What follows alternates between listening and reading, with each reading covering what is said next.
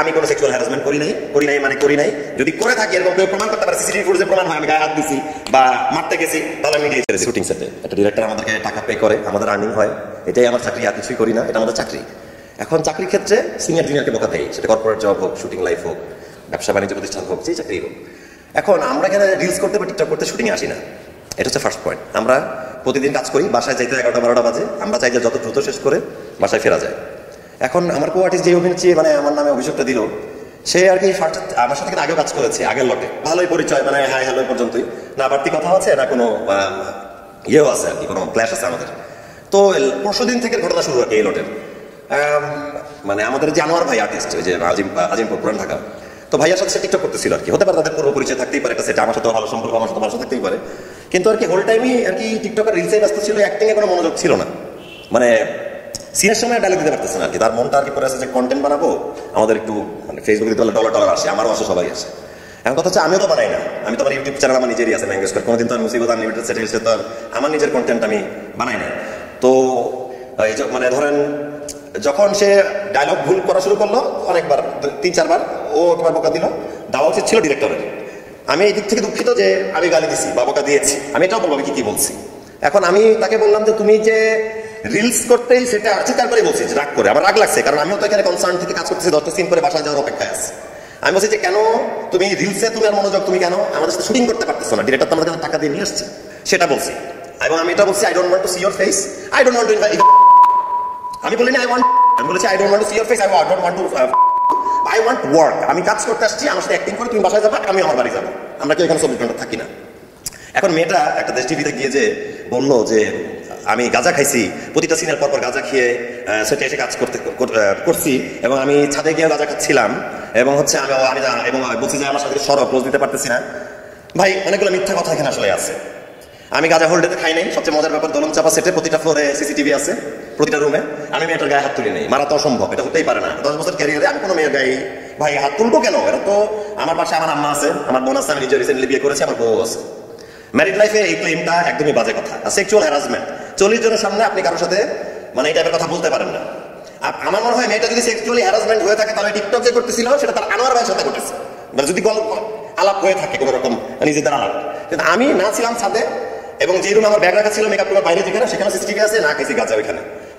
আপনারা চাইলে সাংবাদিক ভাইরা আপনারা ইয়ে করতে পারেন, মানে তুলন চাপার তোমার কাছ থেকে সিসিটিভি ফুটেজ কালেক্ট করতে পারেন, এটা আমাদের সুবিধা হবে। আচ্ছা মানলে কি হইতো, শুটিং সেটে যেখানে আমি বোকাটা দিলাম গতকাল, আমি মারতে গেলে ফিজিক্যালি আগেও যেতাম, সেটা তো ফুটেজে থাকতো।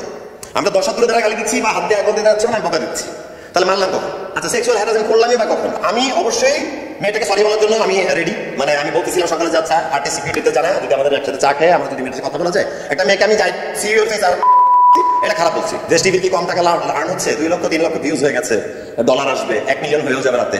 রাতটা সবাই বলতেছে আমি গাঞ্জা করি, কমেন্টে সবাই লিখতেছে আমি গাঞ্জা করছিলাম, কালো ছেলে, ঠোঁটটা কালো, আমার দাঁতের সামনে হলুদ। ভাই দাঁতটা ভেঙে গেছে, এখানে ফিলিং, তাই দাঁতটা হলুদ, হাজার দাঁত মাজলেও যায় না, ফিলিংটা বারবার চেঞ্জ করতে হয়। আমার ঠোঁটটা কালো, এখন কি করবো বলেন? আমি সিগারেট খাই, সিগারেট তো ওই মেয়েটাও খাইছে, সিগারেট আনোয়ার ভাইয়ের সাথে সেটে সে খাইছে। আমি যতবার মেকআপ নিচ্ছি 5 বার চাই আসো আসো আসো সিগারেটটা খাই, চলো, আমার সামনেই তো ঘুরছে এটা। তো উনিও সিগারেট খায়, আমিও সিগারেট খাই, আমার সিগারেটকে তার গাঁজা মনে হলো, তার সিগারেটকে সিগারেট।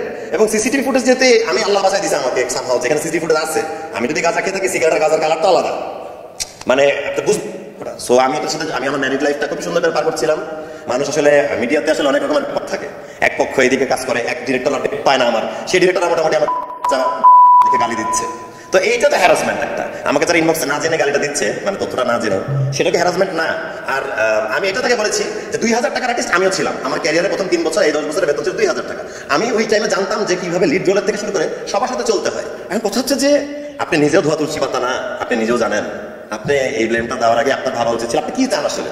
আমি তো এটা সলভই করতে চাইছিলাম আর্টিস্ট সিকিউরিটি দিয়ে, আপনি তো চাইতেছেন ভাইরাল হতে, আপনি তো সফল, আল্লাহর রহমত আপনি সফল। যেহেতু আমি এত গালিগালাজ খাইলাম, আমার ফ্যামিলিটাও কেউ ছোটই করলাম, আমি খুবই লজ্জিত। অবশ্যই আমি আইনি পদক্ষেপ নিব যদি আমার প্রয়োজন মনে হয়, এটা তো মানহানি। আমি চ্যানেলটার বিরুদ্ধে এবং মেয়েটার বিরুদ্ধেও তো আমি অবশ্যই মামলা করতেই পারি যদি আমার প্রয়োজন মনে হয়, অবশ্যই আমি করবো। শুটিং করা লাগবে না আমার, আমি আগে এটা সলভ করবো, তারপরে আমি একটা সিকিউরিটি আছে, আমি ইকুইটির সাথে কথা বলবো যে আমি এটা করতে যাচ্ছি, ইকুইটি পারমিশন ছাড়া আমি করবো না, যেটা আমি মেম্বার এই টিমের। সো আমি টিমের সাথে কথা বলবো, তারপরে অ্যাকশনে যাবো। আমি যে 2টা সেন্টেন্স বলছি যে ভাই আমি যেটা ইংলিশে বলেছি সেটা বাংলা হচ্ছে, আমি তোমাকে চাইও না, আমি তোমার চেহারাও দেখতে চাই না, কিন্তু আমি শুধু কাজটাই করতে চাই, কাজটা করে বাড়ি যেতে চাই। এখন ইংলিশটা যদিও না বুঝে পড়াশোনা করার কম থাকে, এটা আই এম সো সরি আপু, আই এম সো সরি, আমি ওই তিনটা সেন্টেন্স বলার জন্য তোমার কাছে খুবই দুঃখিত।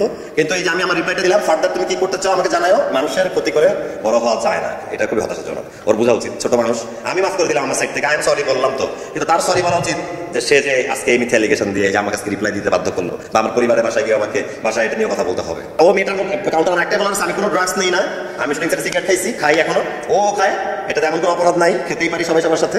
এবং হচ্ছে যে আমি কোনো সেক্সুয়াল হ্যারাসমেন্ট করি নাই মানে করি নাই।